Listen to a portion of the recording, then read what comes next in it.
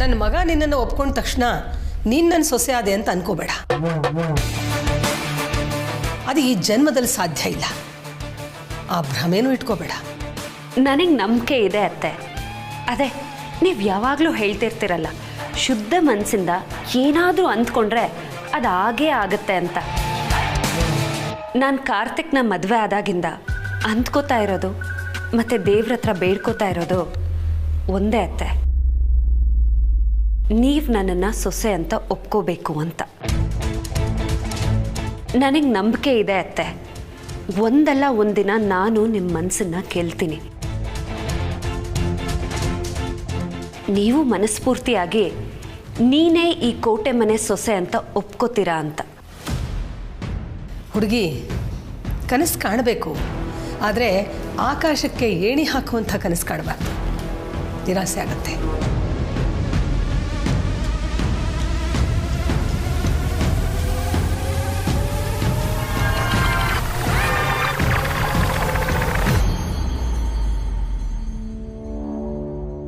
ನಿಮಗೆ ನನ್ನ ಮೇಲೆ ನಂಬಿಕೆ ಬರಬೇಕು. ನಾನು ನಿಮ್ಮ ಮಗನ್ನ ನಿಮ್ಮಿಂದ ಕಿತ್ಕೊಳ್ಳಲ್ಲ ಅನ್ನೋ ನಂಬಿಕೆ ಬರಬೇಕು. ಈ ಮನೆಗೆ ನಾನು ತಕ್ಕ ಸೊಸೆ ಆಗ್ತೀನಿ ಅನ್ನೋ ನಂಬಿಕೆ ಬರಬೇಕು. ಅವತ್ತು ನೀವು ನನ್ನನ್ನು ಒಪ್ಕೋತೀರಾ ಅತ್ತೆ. ಆ ದಿನ ಬಂದೇ ಬರುತ್ತೆ.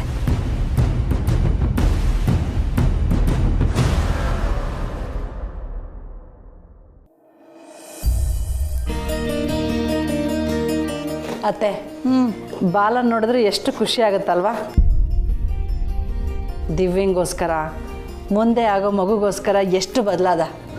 ವಾಸ್ತವನ ಅರ್ಥ ಮಾಡಿಕೊಂಡು ಕೆಲ್ಸಕ್ಕೆ ಹೋಗೋಕೆ ಶುರು ಮಾಡ್ದವನು. ನಿನ್ನ ಮಗಳು ಪುಣ್ಯ ಮಾಡಿದ್ಲು ಕಣೆ ಜಾನಕಿ. ಇಲ್ದಿದ್ರೆ ಅಂತ ಬಂಡು ಹುಡುಗ ಬದಲಾಗಿ ಜವಾಬ್ದಾರಿ ಕಲ್ತ್ಕೋತಾ ಇದ್ದ. ಹೌದು, ಅವನೇನು ದೊಡ್ಡ IAS ಕೆಲ್ಸಕ್ಕೆ ಹೋಗ್ತಿದ್ದಾನೆ. ಅವನು IAS ಆಫೀಸರು. ಪ್ರತಿ ತಿಂಗಳು ಲಕ್ಷ ತಂದು ಕೊಡ್ತಾನಲ್ವಾ, ಅದಕ್ಕೆ. ನಾನು ಬೇರೆ ದೊಡ್ಡ ಬಂಗ್ಲೆಯಲ್ಲಿ ಕೂತ್ಕೊಂಡು ಕಾಲ್ ಮೇಲೆ ಕಾಲು ಹಾಕೊಂಡು ದರ್ಬಾರ್ ನಡೆಸ್ತಿದ್ದೀನಲ್ವಾ. ಎಲ್ಲ ನನ್ನ ಕರ್ಮ. ಪುಣ್ಯ ಮಾಡಿದ್ರೆ ಆ ನನ್ನ ಮಗ ಯಾಕೆ ನನ್ನ ಗಂಟು ಬೀಳ್ತಿದ್ದ? ಅಷ್ಟು ಗೊತ್ತು ತಾನೇ. ಈಗಲಾದರೂ ಸ್ವಲ್ಪ ಒಳ್ಳೆ ಬುದ್ಧಿ ಕಲಿ. ಮುಂದಿನ ಜನ್ಮದಲ್ಲಾದರೂ ಚೆನ್ನಾಗಿರ್ತೀಯ. ನೋಡು, ಸುಮ್ಮನೆ ನನ್ನನ್ನು ರೇಗಿಸ್ಬೇಡ. ನನಗೆ ಆಲ್ರೆಡಿ ಗಂಡನೇ ಬೇಡ ಅಂತ ಕೂತಿದ್ದೀನಿ. ನೀನು ನೋಡಿದ್ರೆ ಅವನನ್ನ ಮನೇಲಿ ಇರಿಸ್ಕೊಳ್ಳೋದು ಅಲ್ಲದೆ ಅವನ ಗುಣಗಾನ ಮಾಡ್ಕೊಂಡು ಕೂತಿದ್ಯಾ. ಅಜ್ಜಿ, ನಿನ್ನ ಗಂಡ ಬಂದ ಕಣೆ. ಏನೇನೋ ಮಾತಾಡಬೇಡ. ಅವ್ನು ಕಷ್ಟಪಟ್ಟು ಕೆಲಸ ಮಾಡಿ ದಣದ್ ಬಂದಿರ್ತಾನೆ, ಕಾಟ ಕೊಡಬೇಡ. ಅಜ್ಜಿ ಇಲ್ಲಿ ನೋಡಿ, ಇವತ್ತಿನ ಸಂಬಳ 700 ರೂಪಾಯಿ ತಗೊಳ್ಳಿ.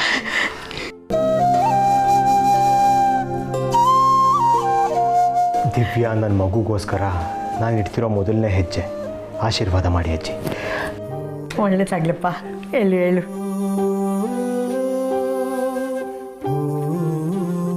ನೀನು ಹೇಳ್ದಾಗೆ ಹೊಸ ಜೀವನ ಶುರು ಮಾಡ್ತೀನಿ ಅಂತ ಕೆಲಸ ಮಾಡೋಕ್ಕೆ ಶುರು ಮಾಡಿದೆಯಲ್ಲ, ನಮಗೆಲ್ಲ ತುಂಬ ಖುಷಿಯಾಗಿದೆಪ್ಪ. ಹೇಳು, ಇದು ನೀನು ಸಂಪಾದನೆ ಮಾಡಿದ ದುಡ್ಡು. ಇದು ನಿನ್ನ ಹತ್ರನೇ ಇರಬೇಕು. ತಗೋ, ಇಟ್ಕೋ.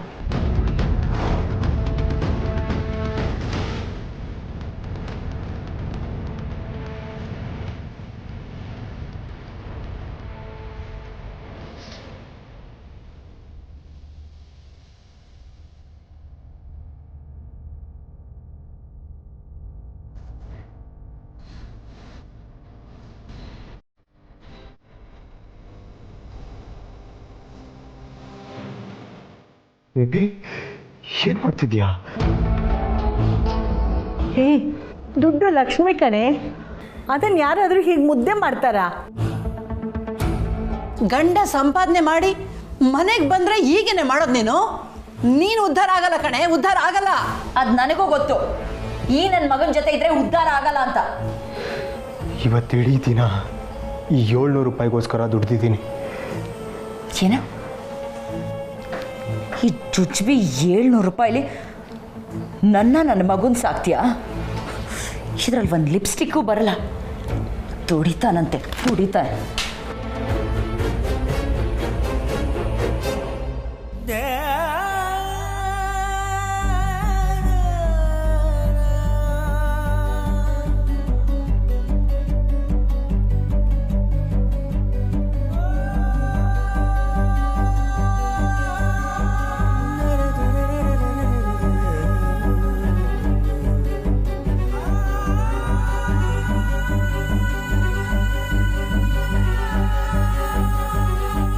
ಇವತ್ತಿದು 700 ರೂಪಾಯಿ.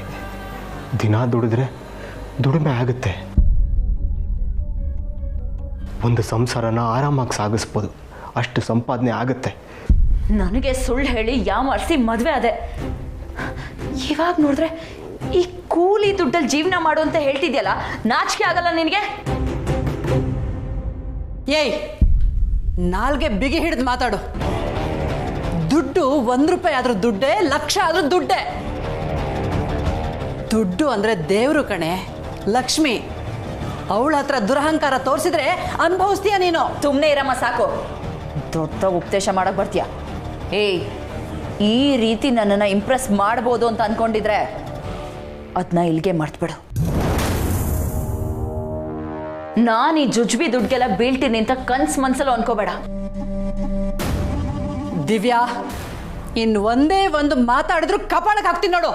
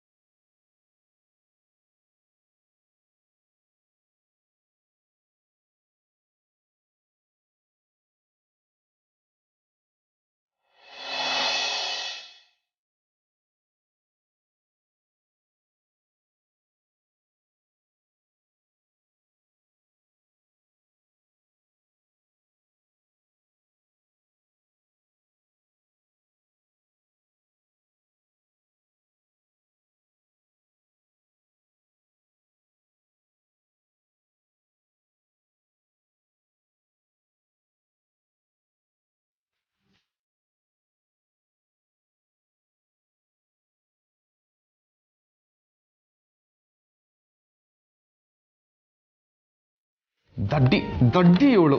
ಇಷ್ಟೊಂದು ಹಿಂಟ್ ಕೊಡ್ತಾ ಇದ್ದೀನಿ, ನನ್ನ ಕಡೆ ತಿರ್ಗೇ ನೋಡ್ತಾ ಇಲ್ವಲ್ಲ. ಇವಳಿಗೆ ಹಿಂಗೆ ಹೇಳಿದ್ರೆ ಅರ್ಥ ಆಗಲ್ಲ. ಇವಳಿಗೇನಿದ್ರು ಇವಳ ಸ್ಟೈಲಲ್ಲೇ ಹೇಳಬೇಕು. ಮಾಡ್ತೀನಿರು.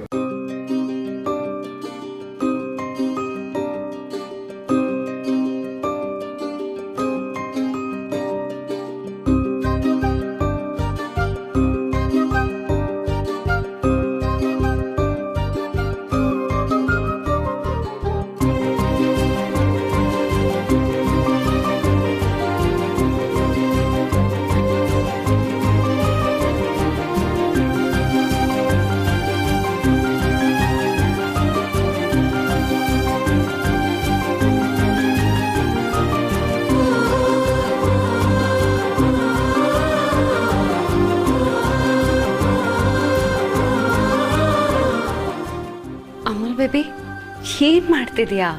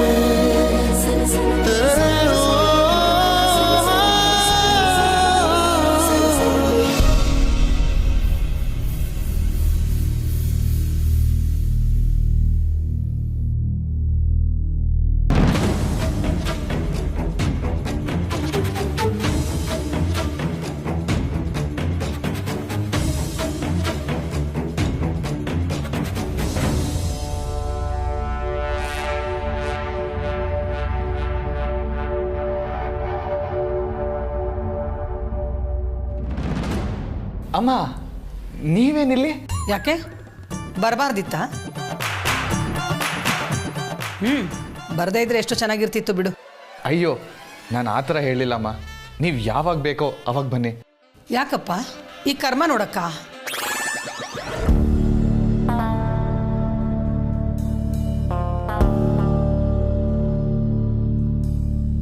ಅದು ನಾನು ಸತ್ಯ ಏನೋ ಡಿಸ್ಕಸ್ ಮಾಡ್ತಾ ಇದ್ವಿ, ನೀವು ಸಡನ್ನಾಗಿ ಬಂದ್ರಲ್ಲ, ಗೊತ್ತಾಗ್ಲಿಲ್ಲ. ನೋಡಿದೆ ನಿನ್ನ ಡಿಸ್ಕಷನ್. ಇನ್ಮೇಲಿಂದ ಪರ್ಮಿಷನ್ ತಗೊಂಡೆ ನೀನು ರೂಮ್ ಒಳಗೆ ಬರ್ತೀನಿ ಬಿಡು. ಅಮ್ಮ ಅದ್ಯಾಕತ್ತೆ ಹಾಗೆ ಹೇಳ್ತೀರಾ? ಮಗ ಸೊಸೆ ಚೆನ್ನಾಗಿದ್ರೆ ನಿಮಗೂ ನೋಡೋದಕ್ಕೆ ಖುಷಿನೇ ಅಲ್ವಾ? ನೋಡಿದೆ, ಮನಸ್ಸು ತುಂಬಿ ಬಂತು.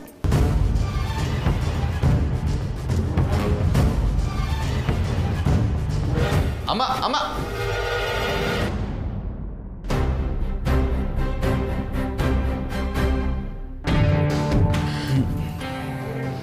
ಸತ್ಯ, ಅಮ್ಮ ಮೊದಲೇ ಕೋಪ ಮಾಡ್ಕೊಂಡಿದ್ದಾರೆ. ಇವಾಗ ನೀನು ಹೋಗಿ ಒಂದು ಹೇಳಿ, ಅದು ಇನ್ನೊಂದಾಗಿ, ಇದೆಲ್ಲ ಬೇಕಾ? ವೆನ್ ಸತ್ಯ ಹಿಯರ್ ವೈ ಫಿಯರ್? ನಾನೆಲ್ಲ ನೋಡ್ಕೋತೀನಿ ಡಿಯರ್. ಅಮೂಲ್ ಬೇಬಿ. ಅತ್ತೆ ಅತ್ತೆ ಅತ್ತೆ ಅತ್ತೆ, ಯಾಕತ್ತೆ ಹಾಗೆ ಹೊರಟ್ಬಿಟ್ರಿ? ಇನ್ನೇನು ಮಾಡಬೇಕಿತ್ತು? ನೀವೇನೋ ಮಾತಾಡಕ್ಕೆ ಅಂತ ಬಂದಿದ್ರಿ ಅಲ್ವಾ? ಓ, ಅದನ್ನ ನೆನಪಿಸ್ಕೊಂಡು ಬಂದೀಯಾ? ಇಲ್ಲ, ನೀವು ತಪ್ಪು ತಿಳ್ಕೊಬೇಡಿ ಅಂತ ಹೇಳೋದಕ್ಕೆ ಬಂದೆ. ಅಂದರೆ ಪಾಪ ನೀವು ಮಗ ಸೊಸೆ ಆರಾಮಾಗಿದ್ರು, ನಾನು ಬಂದು ತೊಂದರೆ ಕೊಟ್ಬಿಟ್ನಾ ಅಂತ ಯೋಚನೆ ಮಾಡಿ ವಾಪಸ್ ಬಂದಿರ್ತೀರಾ. ಇಲ್ಲ ಅತ್ತೆ, ನೀವು ಬಂದಿದ್ದು ನಮಗೇನೂ ತೊಂದರೆ ಆಗಲಿಲ್ಲ. ಸ್ವಲ್ಪ ರಾಂಗ್ ಟೈಮಿಂಗ್ ಅಷ್ಟೇ, ಬಿಡಿ, ಅದಕ್ಕೇನೂ ಮಾಡೋದಕ್ಕಾಗಲ್ಲ. ನೀವೇನೋ ಮಾತಾಡೋಕ್ಕೆ ಅಂತ ಬಂದಿದ್ರಲ್ಲ, ಅದನ್ನು ಮಾತಾಡಿ ಅಂತ ಹೇಳೋದಕ್ಕೆ ಬಂದೆ.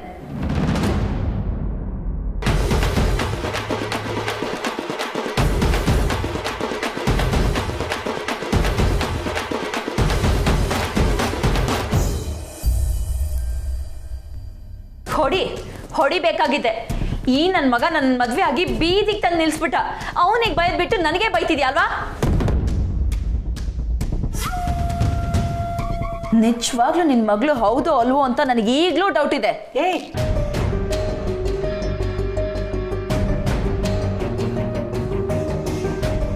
ನಾನು ಈ ಮನೇಲಿ ಹುಟ್ಟಬೇಕಾದವಳೆ ಅಲ್ಲ. ನಾನು ಎಲ್ಲೋ ಹುಟ್ಟಬೇಕಾಗಿತ್ತು, ಎಲ್ಲೋ ಬೆಳಿಬೇಕಾಗಿತ್ತು. ಎಲ್ಲ ನನ್ನ ಕರ್ಮ. ಈ ಮನೇಲಿ ಹುಟ್ಟುಬಿಟ್ಟೆ.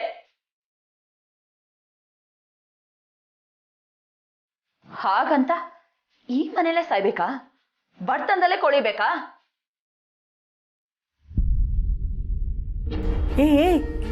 ಯಾಕೆ ಇಷ್ಟೊಂದು ಕಟುವಾಗಿ ಮಾತಾಡ್ತೀಯಾ? ಇರೋದ್ರಲ್ಲೇ ಹೊಂದ್ಕೊಂಡು ಹೋಗ್ಬೇಕಲ್ವಾ? ನೋಡು, ಹಾಸಿಗೆ ಇದ್ದಷ್ಟು ಕಾಲು ಚಾಚಬೇಕು ಅನ್ನೋದೆಲ್ಲ ನಿನ್ನ ಕಾಲದಲ್ಲೇ ಮುಗ್ದೋಯ್ತು. ಈ ಜನ್ರೇಷನ್ ಏನಿದ್ರು ಆಕಾಶಕ್ಕೆ ಏಣಿ ಹಾಕೋದು. ನಮಗಿಂಥದ್ದು ಬೇಕು ಅಂದರೆ ಬೇಕು. ಹೇಗಾದರೂ ಸರಿ, ಅದನ್ನು ಪಡ್ಕೋತೀನಿ. ನೀನು ಪಡ್ಕೊಂಡಿದ್ದನ್ನ ನೋಡಿದ್ದೀವಲ್ಲ. ಅಮ್ಮ, ಜಾಸ್ತಿ ಆಡ್ಬೇಡ. ಒಂದ್ಸಲ ಎಡವಿದ್ದೀನಿ, ಮತ್ತೆ ಎಡವಕ್ಕೆ ಸಾಧ್ಯನೇ ಇಲ್ಲ. ನೋಡ್ತಾ ಇರು, ಈ ದಿವ್ಯ ಯಾರು ಅಂತ ನಿಮ್ಗೆ ತೋರಿಸ್ತೀನಿ.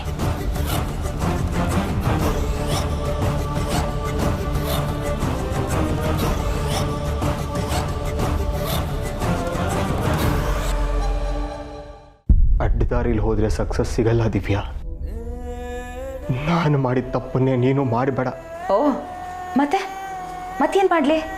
ನಿನ್ನ ಜೊತೆ ಕೂಲಿ ಕೆಲ್ಸಕ್ಕೆ ಬರಲಾ? ನೀನು ಮೂಟೆ ಹೊರೋ, ನಾನು ಸೆಕ್ಯೂರಿಟಿ ಕೆಲಸ ಮಾಡ್ತೀನಿ. ನೀನು ಗಾರೆ ಕೆಲಸ ಮಾಡು, ನಾನು ಬೀದಿ ಬೀದಿ ಹೂವು ಮಾರ್ಕೊಂಡ್ಬರ್ತೀನಿ. ಅದೇ ದುಡ್ಡಲ್ಲಿ ಇಬ್ಬರು ಸೇರಿ ಬಂಗ್ಲೆ ಕಟ್ಬೇಡ.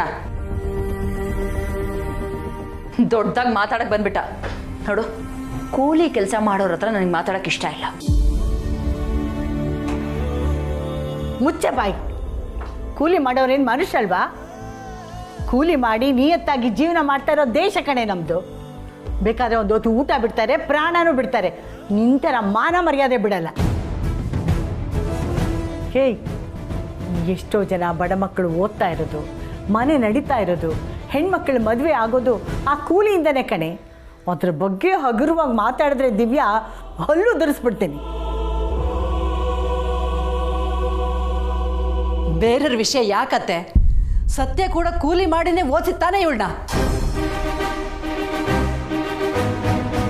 ಇಷ್ಟೆಲ್ಲ ಮಾತಾಡ್ತೀಯಲ್ಲೇ, ನಿನ್ನಲ್ಲಿ ಹರಿತಿರೋ ರಕ್ತನೂ ಕೂಲಿಯಿಂದಾನೇ ಬಂದಿರೋದು, ತಿಳ್ಕೊಂಡ್ಬಿಡು.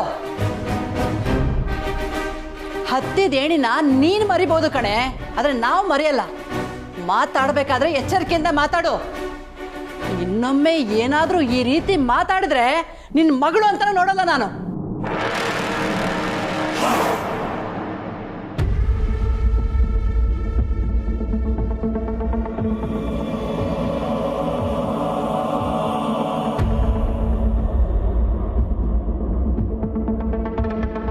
ದಿವ್ಯಾ, ಈ ದುರಾಸೆ ಬಿಟ್ಟು ನಿನ್ನ ಗಂಡ ಬದಲಾಗ್ತಾ ಇದ್ದಾನೆ, ದುಡಿತಾ ಇದ್ದಾನೆ, ಅವನ ಜೊತೆ ನೆಟ್ಟಿಗೆ ಸಂಸಾರ ಮಾಡ್ಕೊಂಡು ಹೋಗೋದನ್ನು ಕಲಿ.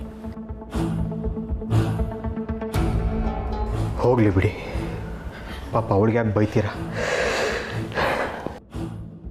ದಿವ್ಯಾ ಒಂದಲ್ಲ ಒಂದಿನ ಬದಲಾಗ್ತಾಳೆ ಅನ್ನೋ ನಂಬಿಕೆ ನನಗಿದೆ. ಈಗ ಈ ದುಡ್ಡನ್ನ ನೀವೇ ಇಟ್ಕೊಳ್ಳಿ. ದಿವ್ಯನಿಗೋಸ್ಕರ ಅಲ್ಲದೆ ಇದ್ದರೂ ನಮ್ಮ ಮಗುಗೋಸ್ಕರನಾದರೂ ನಿಮ್ಮ ಹತ್ರ ಇರಲಿ. ತಗೊಳ್ಳಿ.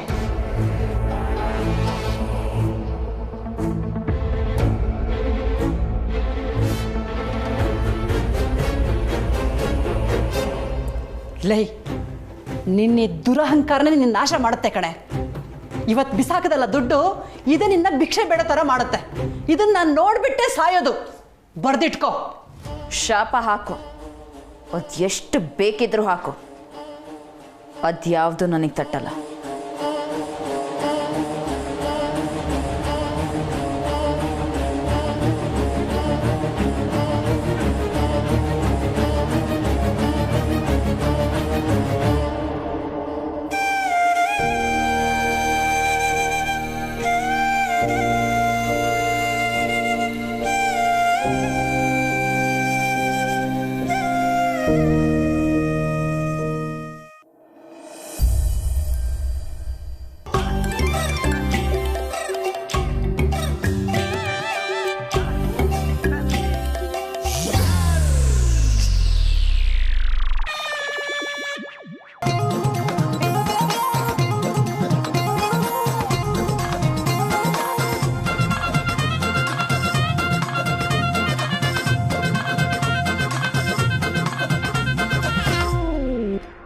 ಹಸಿಮೆಣಸಿನ್ಕಾಯಿನ ಹಾಗೆ ಉಪಯೋಗಿಸ್ಬಾರ್ದು.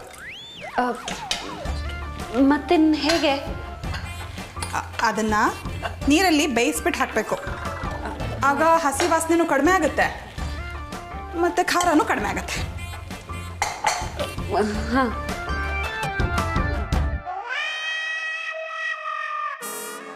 ಸತ್ಯ, ಏನು ಮಾಡ್ತಿದ್ಯಾ? ಎಲ್ಲಿದೆ ನಿನ್ನ ತಲೆ? ಚಿಕ್ಕತ್ತೆ,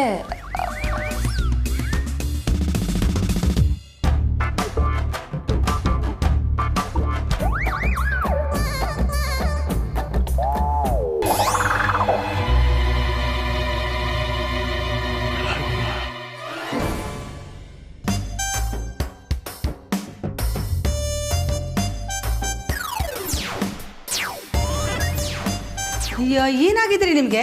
ಚಿಕ್ಕ ಮಕ್ಕಳ ಹಾಗೆ ರಾಕೆಟ್ ಎಸಿತಾ ಇದ್ದೀರಾ? I love you Seeta. ಅಕ್ಕ, ಯಾಕಕ್ಕ ಭಾವಂಗ್ ಬೈತ್ಯಾ? ಏನೋ ಹೆಂಡತಿ ತಿರುಗಿ ನೋಡ್ಲಿ ಅಂತ ರಾಕೆಟ್ ಮಾಡಿ ಬಿಸಾಕದ್ರಪ್ಪ. ಬಿಸಾಕ್ತಾರೆ. ಹೇಯ್, ಸುಮ್ಮನೆ ನೀನು. ಹೌದೌದು, ಹೆಂಡತಿ ನೋಡ್ಲಿ ಅಂತಾನೆ ರಾಕೆಟ್ ಬಿಸಾಕಿದ್ದು.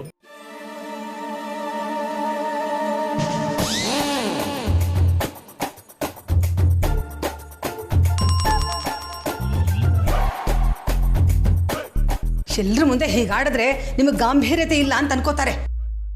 ಕೇಳಿಸೋಡೋ ಮಗನೇ, ಹುಡುಗಾಟ ಆಡಬಾರ್ದಂತೆ. ಹೋಗಿ ಹೋಗಿ ಅವಳ ಮೇಲೆ ಯಾಕೋ ರಾಕೆಟ್ ಎಸದೆ?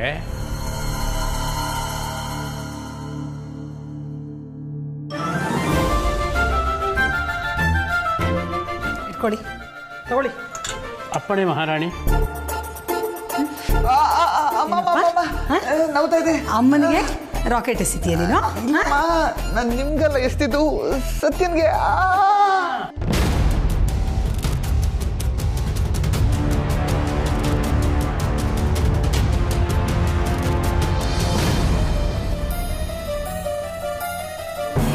ಬರೀ ಇದೇ ಆಯಿತು.